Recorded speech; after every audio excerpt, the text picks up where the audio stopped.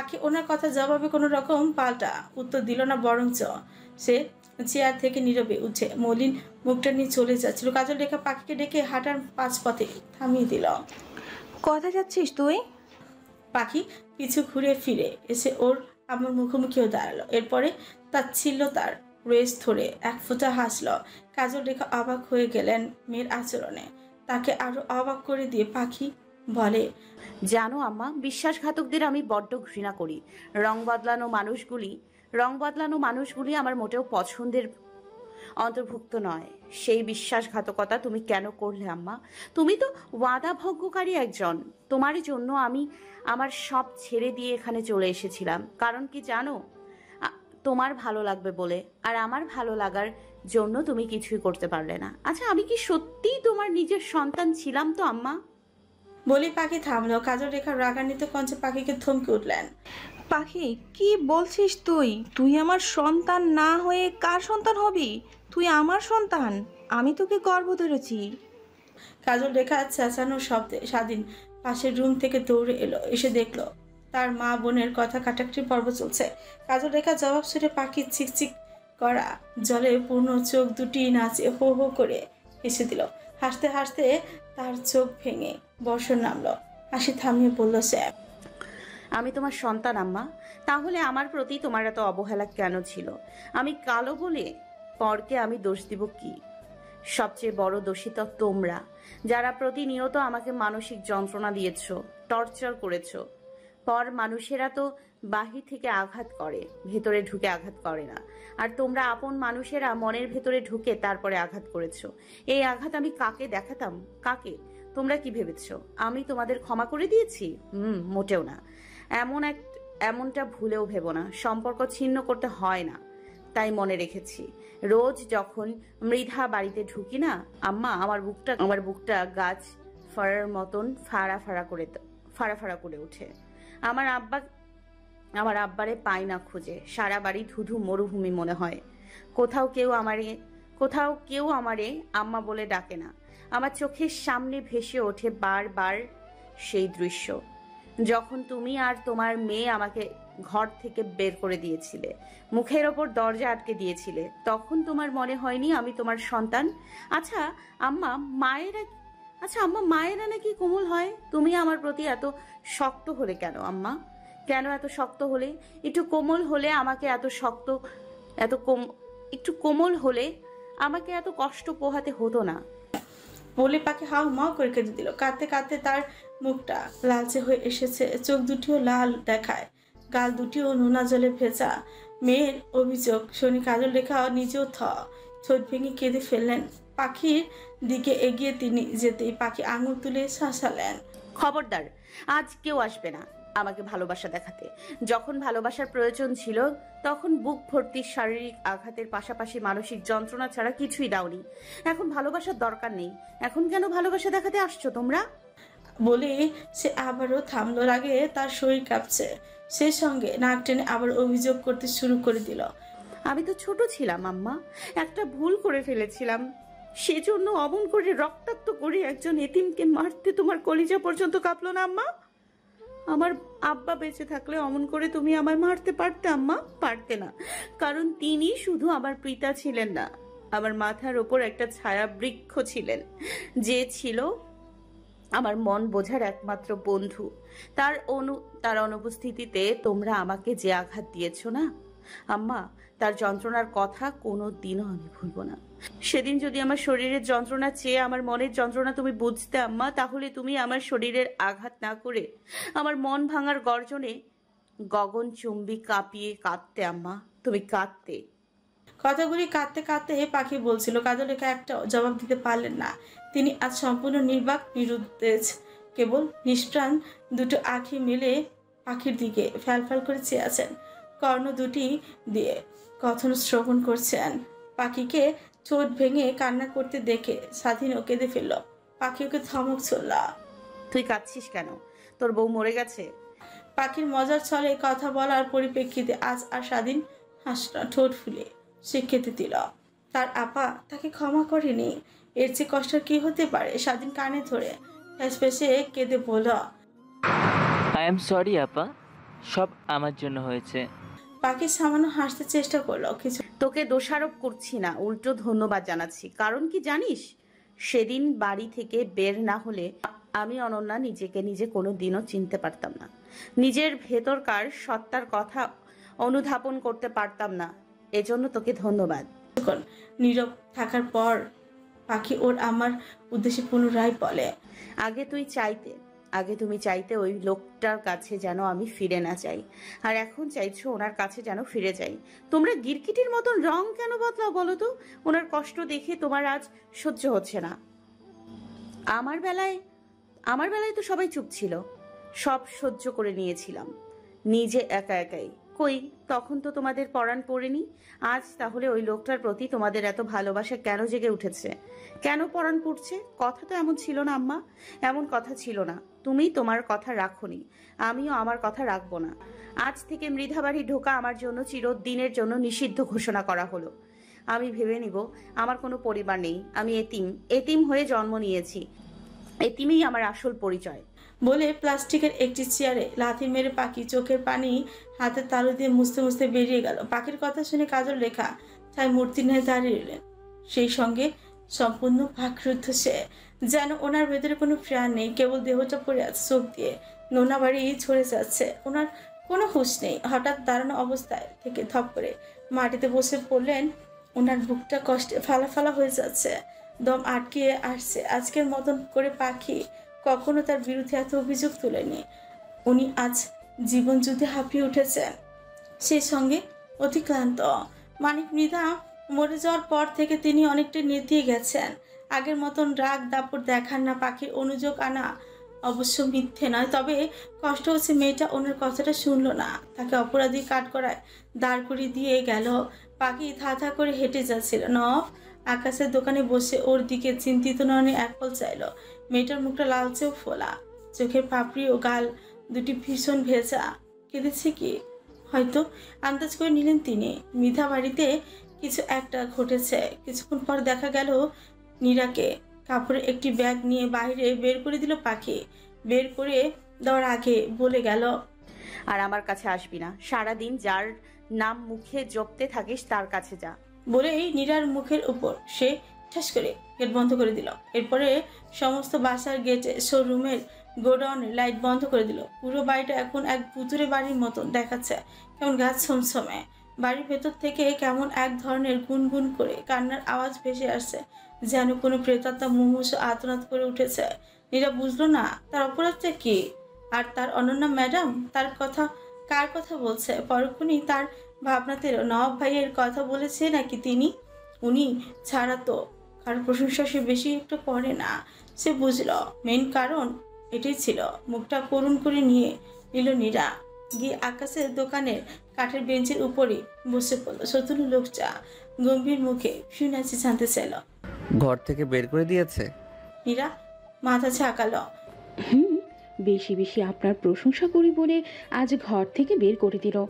তিনি একটুখানি হাসলেন, এরপরে জিজ্ঞেস করলেন, তালুকদার বাড়িতে থাকতে পারবি? কোনো কাজ করতে হবে না, খাবি আর ঘুমাবি। নীরা আবারও মাথা ঝাঁকালো। হ্যাঁ পারবো, কিন্তু ম্যাডামের কি হবে? উনি একা একা থাকতে পারবেন? ওনার তো আবার মাথা ব্যথা 24 ঘন্টা লেগে থাকে। আমি ব্যথা মাথা টিপে না দিলে তিনি রাতে ঘুমোতেই পারেন না। নফ অন্ধকারে তলিয়ে থাকা বাড়িটির দিকে এক চিলিক চাইল। বাড়িটা দূর থেকে একদম মৃত্যুপুরী মনে হচ্ছে, যেন ভেতরে কোনো লোকের অস্তিত্ব নেই। তিনি ফুস করে উঠে একটি তপ্ত শ্বাস ফেলে বলেন, চিন্তা করিস না, আমি দেখে নিব। নীরা ঠিক আছে বলে মাথা ডান দিকে কাত করল। কিছুক্ষণ পর দেখা গেল কাজল রেখাকে হন্তদন্ত হয়ে ছুটে আসতে। মেয়ের উপর তিনি অনেক অবিচার করেছেন, এবার ভাবলেন মেয়ের অভিমান ভাঙি নতুন করে কোনো বোঝা আর ওর মাথার উপর চাপিয়ে দিবেন না। ও যা চাইবে তাই হবে। কিন্তু গেটের সামনে গিয়ে তিনি আহত হন। গেটের ভিতর থেকে তালা মারা, সমগ্র বাড়ি অন্ধকারে নিমজ্জিত। কাজল রেখা গলা চেঁচিয়ে ডাকলেন, পাখি আমার আম্মা, গেটটা খোল। তোর আম্মা আর তোকে কোনো কিছুর জন্য জোর করবে না। তবু মায়ের প্রতি অভিমান জমিয়ে রাখিস না সোনা, দয়া কর মা, গেট খোল। বলতে বলতে কাজল রেখা নিচে শুকনো মাটির উপর ধপ করে বসে পড়লেন। আজ তিনি গলা ফাটিয়ে কাঁদছেন, চিৎকার করছেন, আর্তনাদ করছেন। চোখের পানিতে কাপড় ভিজে যাচ্ছে, কিন্তু ওনার ডাক আজ আর পাখির হৃদয় পর্যন্ত গিয়ে স্পর্শ করলো না। পাখি তবুও এলো না, তার ছায়াটাও কেউ দেখলো না।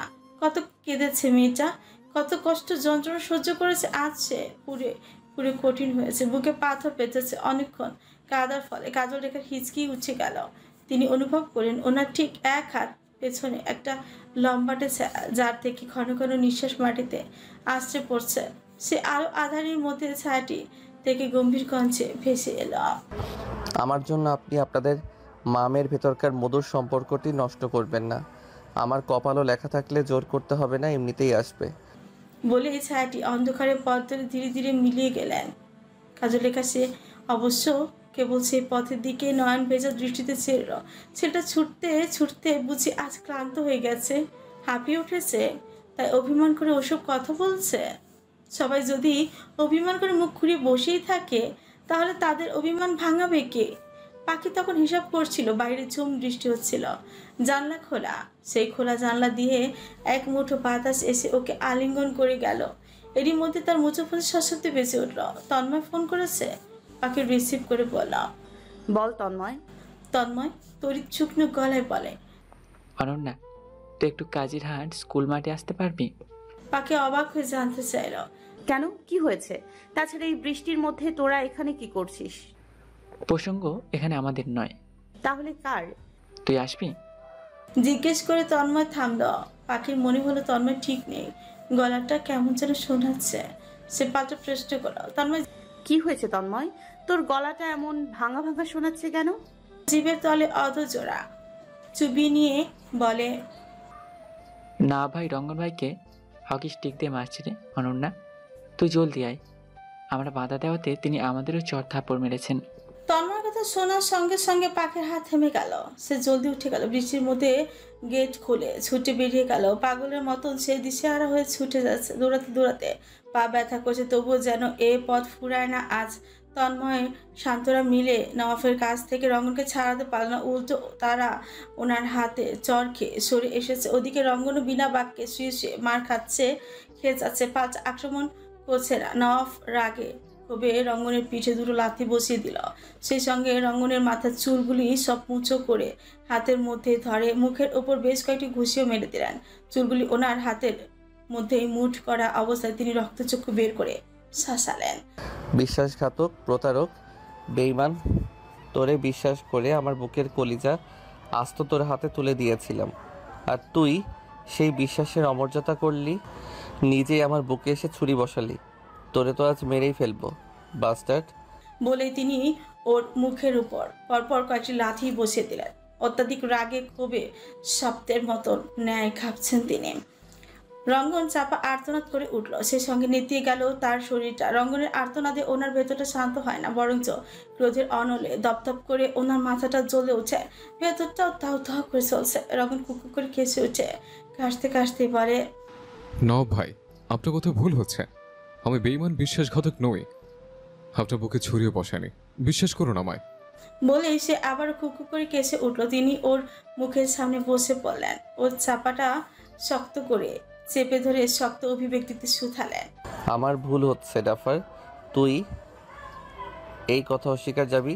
তোর ভিতরে ওর জন্য কোনো অনুভূতি সৃষ্টি হয়নি, শুয়োর কোথাকার।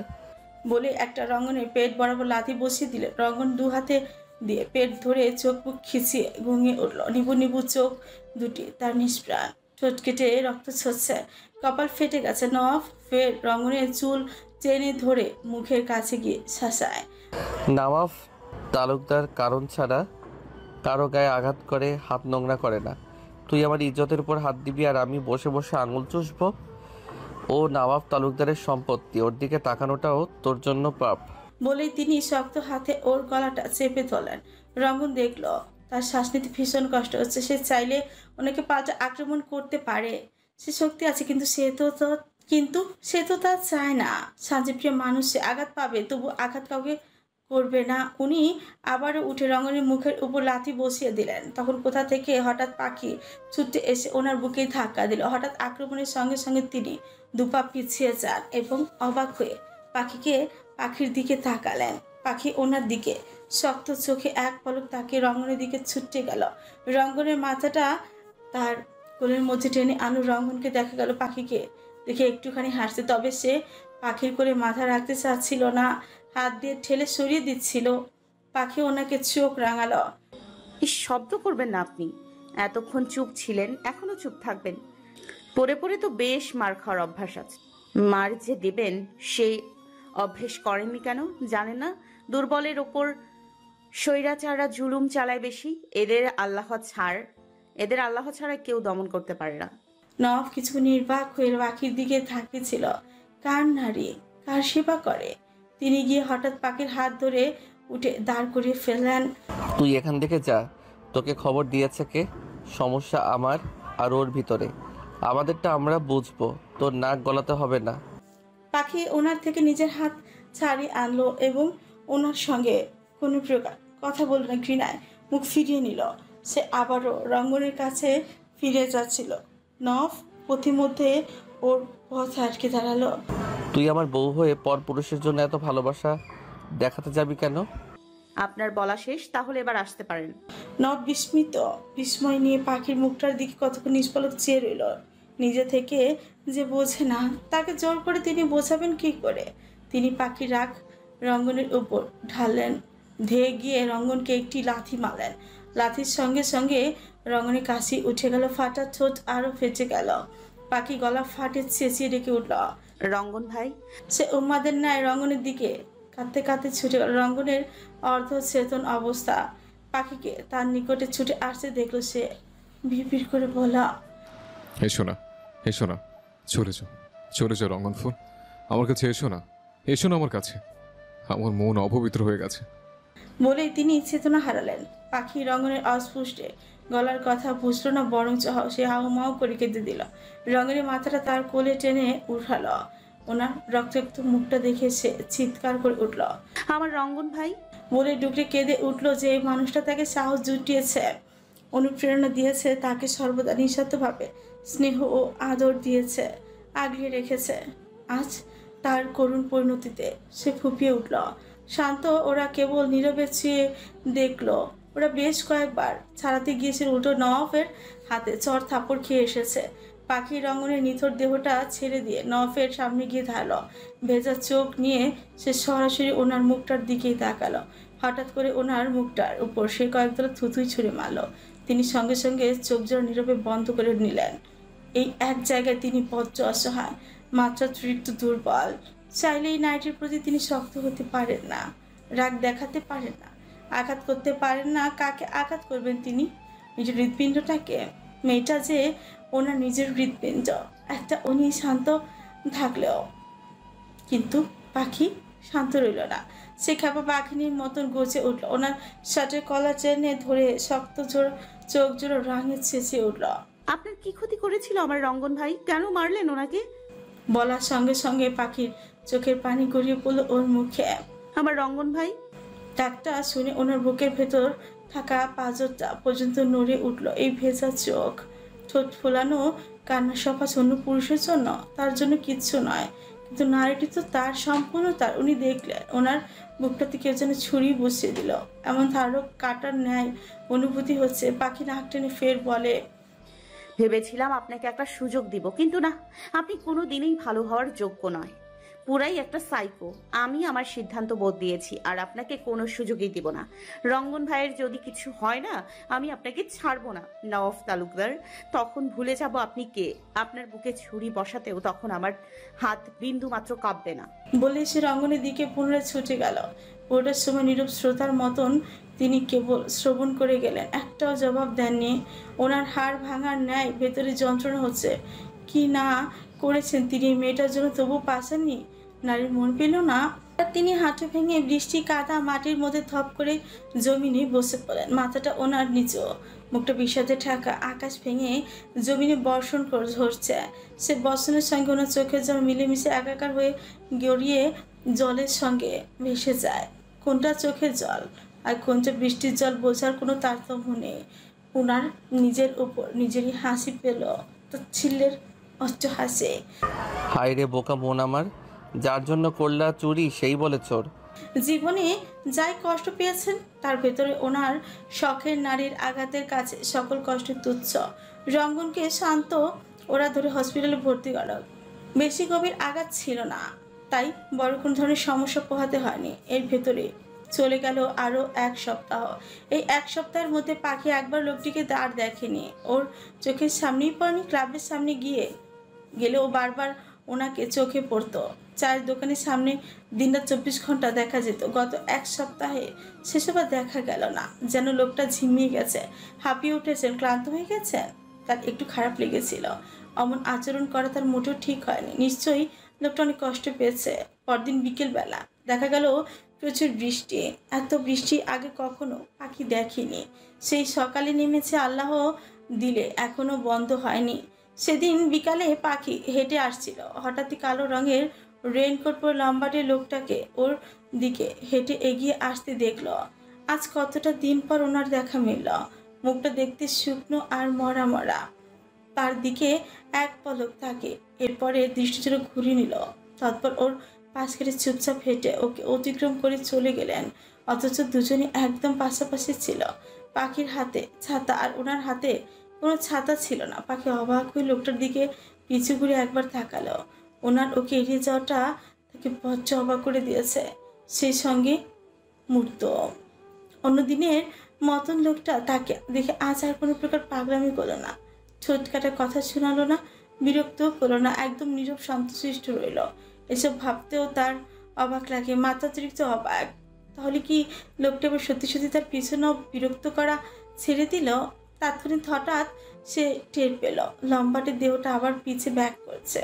পিছু করে এসে ছো মেরে পাখিকে ওনার বুকের ভেতর শক্ত করে ঢুকিয়ে নিলেন। পাখি ওনাকে ধরল না কিংবা বাধাও দিল না, কেবল চুপচাপ রোবটের মতন দাঁড়িয়ে রইল। লোকটা নীরব কাঁদছে, ওনার নোনা জলে ওর ঘাড় ভিজে যাচ্ছে। কিছুক্ষণ পর ওর মাথাটার উপর ছোট্ট করে একটা চুমু খেলেন। পরক্ষণেই ওর কোমরে মুখ গুজে হাঁটু ভেঙে বসে পড়লেন। ক্রন্দন মিশ্রিত ভেজা গলায় চাপা আর্তনাদ করে বলে উঠছেন তিনি, আমাকে তুই এড়িয়ে গেলেও তোকে এড়িয়ে যাওয়ার শক্তি আমি নবাব তালুকদারের নেই। তুই মন ছুঁয়ে বলো, হবে না তো কারো প্রেম আদর দিয়ে আমি তোমায় ঘুম পাড়াবো। কথা দিলাম আমি থাকবো তোমার অপেক্ষায়। এতটুকু সুর তুলে এই গিটারের তারে ওনার হাঁচি তাৎক্ষণিক থেমে গেল। পুনরায় পুরুষালী গাম্ভীর্য মুখজাবুরিতে নব্য করে সুর উঠল না। যেখানে জীবনের প্রতিটি পদে পদে সবটুকু সুর বিলীন হয়ে গেছে, সেখানে গিটারের সুর তুলে লাভ কি? আজ অনেক দিন পর আকাশের দোকানে এলেন। প্রায় 10-15 দিন তো হবেই আসেননি। আজ আর চা খেলেন না। আকাশ বেশ কয়েকবার সেধেছিলেন, তিনি বারণ করে দিয়েছেন খাবেন না। আকাশের অনুরোধে একটা গান গিয়েছিলেন।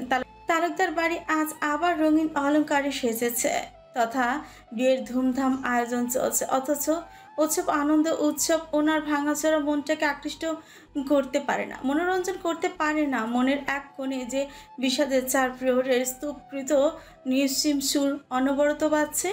বিষণ্ণতার পাহাড় ভেঙে সেখানে এক মুঠো মনাকর্ষণ হৃদয়টাকে ঠিক সানন্দ জাগাতে পারছে না। আগামীকাল নোভার গায়ে হলুদ, দুপুরে গায়ে হলুদ আর বিকেলে মেহেন্দি প্রোগ্রাম। নোভা নিজে পাখিকে বিয়ের কার্ড লোক দিয়ে পাঠিয়ে দিয়েছে। অ্যাকসেপ্ট করেছে কিনা সেটা অনেক খোঁজ নেয়নি। কিছুক্ষণ পর ওনার মোবাইলে নোটিফিকেশন জ্বলে উঠল। সেখানে গুটি গুটি কয়েক অক্ষরে দেখতে পেলেন, শোনো মেয়ে রঙ্গনা, বসন্ত এসে গেছে। তুমি কি সাজবে না বসন্তের নব্য নব্য পুষ্প অলঙ্কারে? গাইবে না বসন্তের গান? মেসেজটি পড়ে ওনার মাথা দপদপ করে জ্বলে উঠল। পাখির অজান্তে পাখির ফেসবুক আইডি হ্যাক করে তিনি চালাচ্ছেন, যেটা পাখি নিজেও জানে না। তিনি পাসওয়ার্ড চেঞ্জ করেননি, কেবল তৃতীয় পক্ষ হয়ে সবটা নীরবে দেখে যাচ্ছেন। মেসেজটা পাখি দেখার আগে তিনি ডিলিট করেই ফেললেন। রঙ্গনের উপর ওনার মেজাজ আবারও খারাপ হলো। ওই দিনে মারটা বোধহয় কম হয়ে গেছে, নয়তোবা কোন সাহসে এমন মেসেজ পাঠায় শালার উল্লুক থাকার। রঙ্গন মূলত মেসেজটি পাঠিয়েছে পাখিকে চিন্তামুক্ত করার জন্য। সেদিনের পর থেকে রঙ্গন বেশিরভাগ পাখিকে এড়িয়েই গেছে, উপেক্ষা করেছে। এই এড়িয়ে যাওয়া উপেক্ষা করার মধ্যে এক অদৃশ্য রহস্যের ধাঁধায় জড়িয়েছিল। পাখি বহুবার রঙ্গনকে কল করেছে, মেসেজ করেছে, রঙ্গন সেসবের উত্তর দেয়নি। পাখি ভেবেছিল নফের ওই নির্মম আচরণের জন্য রঙ্গন হয়তো রাগ করে তার সঙ্গে কথা বলছে না। যদিও তার ভাবনাটি একান্তে অতিরঞ্জিত বোকামি ছিল, তবুও তার মনে এই ভাবনাই এসেছিল। সেজন্য পাখি আর রঙ্গনকে বিরক্ত করল না। অথচ রঙ্গন চায়নি সে পাখি আর নওয়াফের ভিতরে ঢুকে ওদের মধ্যে নতুন করে কোনো সমস্যা সৃষ্টি করতে চায় না। তৃতীয় ব্যক্তি হিসেবে ওদের মধ্যে কাটার মতন বিধে থাকতে। অতীত কিংবা বর্তমান যাই ঘটুক, দিন শেষে তারা হাজব্যান্ড ওয়াইফ। সেখানে তার নাক গলানো ভোজ্য বেমানান। যদিও সে কারো ব্যক্তিগত ব্যাপারে হস্তক্ষেপ করে না, তবুও পাখি যাতে অনুমান করতে পারে রঙ্গন তার উপর রেগে নেই, মূলত এই জন্যই মেসেজটি করা। কিন্তু সেটা পাখির হাতে বলল না, উল্টো সে দেখে ফেলার আগেই কেটে ফেলা হয়েছে। এইসব কথা জানবে কি পাখি? হয়তো না, হয়তো হ্যাঁ। পরদিন ভোর থেকে তালুকদার বাড়ির সব আয়োজন চলছে। যেহেতু মুক্তি ওই বাড়ির বউ, সে ওখানেই থাকবে। নিখিল ওরা সেখানেই সবাই। ইচ্ছেও আছে, নেই শুধু পাখি, যার অধিকার বেশি, সম্মান বেশি নেই সে। ইদানিং মেয়েটা এই ঢাকা, এই কুমিল্লা, এই গাজীপুরে ঘুরে বেড়াচ্ছে, ঘুরে ঘুরে কাজ করছে। গ্রামে থাকে খুব কম, কখনো কাজের ক্ষেত্রে দেশের বাইরেও যেতে হয়, যার কারণে তার দেখা সহজে মেলে না। আজ দুপুরে কুমিল্লা থেকে বাড়ি ফিরে এসেছে, আর এসেই শুনলো তালুকদার বাড়ি থেকে মেহেন্দি আর্টিস্ট হিসেবে যাকে বুকিং করা হয়েছিল সেই মেয়েটা আজ আসেনি। মেয়েটা তার টিমেরই একজন সদস্য, নাম শেফা। মেয়েটার মাত্রাতিরিক্ত জ্বর, ঠিক মতন দাঁড়াতে পর্যন্ত পারছে না। এদিকে বাকি আর্টিস্টরা যার যার কাছে ব্যস্ত, একজন এক জায়গায় গিয়েছে। তাই পাখি অনেক ভেবে চিন্তে সিদ্ধান্ত নিল সে নিচেই চাপে। দুপুরে খাওয়া দাওয়া শেষ করে একটি শাড়ি বের করলো, একদম গ্রিন কালার সিল্কের শাড়ি, ব্লাউজটাও গোল্ডেন কালারের। সেটা পরে ঝটপট রেডি হয়ে নিল। চুল ভেজা দেখে আর খোপা করেনি, মুখে একটু ক্রিম পাউডার মেখে, চোখে কাজল দিয়ে, ঠোঁটে নোট কালার লিপস্টিক দিয়ে বেরিয়ে গেল। কোনো ভারী মেকআপ পরলো না। সে তো কাউকে দেখাতে চাচ্ছে না আজ, আর সঙ্গে ক্যামেরাম্যান তপনকে নিল না। তালুকদার বাড়ির গেটের সামনে আসতে দেখলো শত শত লোকের ভিড়, পুলিশ সহ কিছু কালো কাপড় পরিহিত গার্ড আছে পাহারায়। মন্ত্রীর একমাত্র মেয়ের বিয়ে বলে কথা। আজ আর পাখিকে ভেতরে ঢুকতে কেউ বাধা দিল না। পাখি বড্ড বুক ভরে হাসি পেল, বিদ্রুপের হাসি। এমন একটা অনুষ্ঠানে এক সময় সে তালুকদার বাড়িতে ঢুকতে পারেনি, কেউ ঢুকতে দেয়নি। সেদিন এর চেয়েও বেশি সাজানো ছিল, অসংখ্য গার্ড ছিল, কিন্তু আজ ঢুকতে কোনো বাধা নিয়ম বেঁধে দেয়নি। পার্থক্য শুধু এতটুকুই ছিল যে সেদিন গায়ে ময়লাটে কাপড় ছিল, আর আজ গায়ে দামি পোশাক। হায় রে মানুষ, তোমরা দিল দেখে বিবেচনা করো না, টাকা দেখে মানুষকে চেনো। এক পা করে যখন সে ভিতরে ঢুকছিল, তখন কোনো অদৃশ্য এক শিহরণ জেগেছিল বুকের সমস্ত অভ্যন্তর জুড়ে। তার ভেতরে সেই পুরনো আবেগ অনুভূতিগুলি জেগে জেগে উঠেছিল। কত শত স্মৃতি ছিল এ বাড়িটা ঘিরে। আজ সব অতীতের ধুলোয় জমানো ডায়েরির পাতায় আটকে রইল। বুক ফুলিয়ে ফুস করে দম চালল সে। ভেতরে কিসের যেন একটা টান, হাহাকার, শূন্যতা, রিক্ততা। ঠিক কিসের সে আন্দাজ করতে পারল না। কেবল চিনচিনে অনুভূতির শীতল হাওয়া বুক ভরে অনুভব করতে পারছে। রমিজ আর সাফিন মেইন গেটে ছিল। পাখিকে তালুকদার বাড়িতে ঢুকতে দেখে ওদের মুখ অটোমেটিক হয়ে গেল। তারা ভাবতে পারেনি তাদের ভাবিজান বিয়েতে আসবে। রমিজ তড়িঘড়ি করে নফকে কল লাগালো। ওপাশ থেকে গম্ভীর গলায় শোনা গেল, বলো। হ্যাঁ হ্যালো ভাই, ভাবি এসেছে। সঙ্গে সঙ্গে ওনার থেকে প্রত্যুত্তর জবাব এলো না। সেকেন্ড কয়েক পর ফোনের ওপাশে দাঁড়িয়ে থাকা দীর্ঘ পেশি লোকটার ঘন ঘন উষ্ণ নিঃশ্বাস ফেলার শব্দ শুনতে পেল। কিছুক্ষণ নীরব রইলেন তিনি। রমিজ চোখ কামড়ে অপেক্ষায় রইল পাল্টা জবাব আসার। তিনি নীরবতা ভেঙে বললেন, ফোন রাখো, আমি আসতেছি। এতটুকুই রমিজ শুধু শুনতে পেল। এরপরে তিনি কল কেটে দিলেন। রমিজ হতাশ হয়। সে নওয়াফের থেকে আরও কিছু আশা করেছিল। হয়তো জানতে চাইবে কখন এসেছে, কী কালার শাড়ি পরে এসেছে, দেখতে কেমন লাগছে, নিশ্চয় অনেক সুন্দর লাগছে, ইত্যাদি ইত্যাদি। তবে তেমন কিছুই হলো না। তাহলে কি অভিমান করা তিনিও শুরু করে দিলেন? নতুবা উনি উদাসী নিষ্প্রাণ কেন? নওয়াফ গিয়েছে একটু মোলা দিয়ে, জরুরি একটি কাজে। বেশিক্ষণ হয়নি, আসতে টাইম লাগবে। মেহেন্দি প্রোগ্রামের মঞ্চে পাখিকে উঠতে দেখে তালুকদার বাড়ির সব সদস্যরা অবাক হয়ে বিস্ফোরিত নয়নে চাইল, সেই সঙ্গে উপস্থিত বাকিরাও। রমিজ চেয়ার টেনে পাখিকে বসতে বলল, পাখি বসল না, নিজে আর 10 জনের মতন নিচেই বসেছে সে।